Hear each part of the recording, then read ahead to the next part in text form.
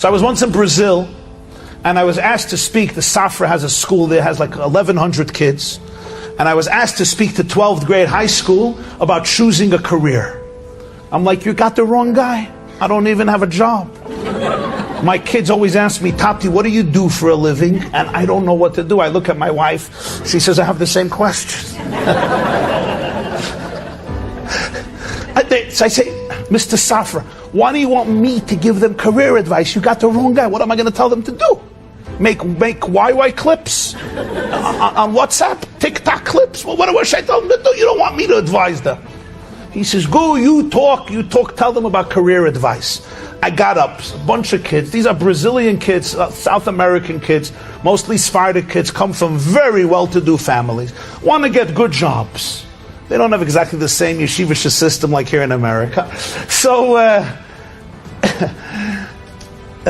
what am I supposed to tell them? So I told them the truth. I said, really, they got the wrong guy, the wrong person to talk to you about a career choice. But all you boys and girls look brilliant to me. So I want to tell you, whatever you guys choose to do, I'm sure you will be successful. That's my brilliant advice to do. Work hard. Don't be lazy. Put in the work you got to do. You guys will be successful. I am sure about that. But I do have to say something. So I'm going to tell you a little story. And this is the story I told them. There was a doctor that came to a shtetl.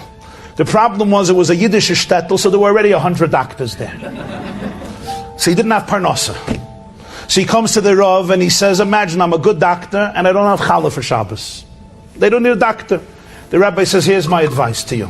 Listen to what you got to do, okay? You have to give an impression that you're unreachable. He says, how? Nobody even calls me. He says, put in an ad in the paper, and the first call you get, tell them that you're booked for 3.5 months. And every call you get, tell them 3.5 months, and give everybody the same exact appointment, the same time, so the office will be full. Whenever anybody reaches out to you, says, good Shabbos, hello, I don't have time. I'm busy. There's an office filled with patients. You don't stop to talk to anybody. Good Shabbos, I gotta run. There's an office filled with patients. And so rumor will have it that you're a busy guy and you're successful. Shani puts an ad in the paper, 2 weeks, no call. 2 weeks later, there's a call. He wants to tell the person, come fast. But he remembers the rabbi's advice. He says, I'm sorry, 3.5 months waiting list. He says, why?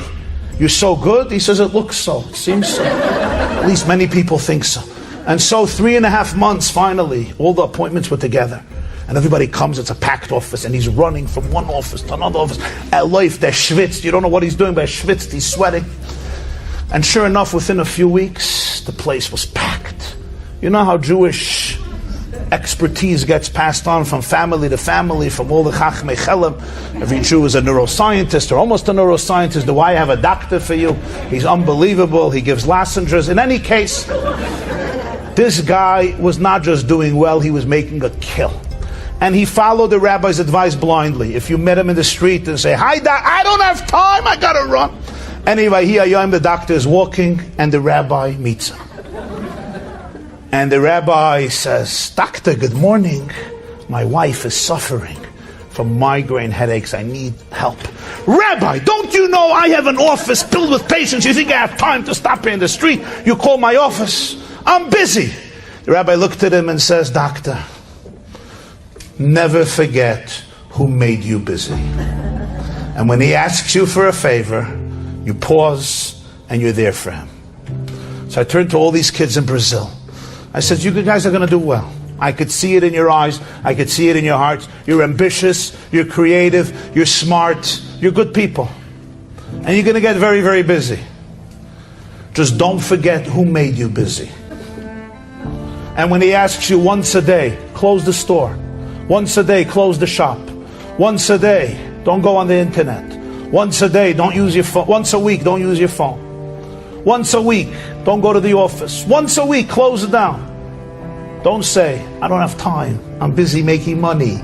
I'm busy taking over the world. Great, take over the world. Just remember who made you busy.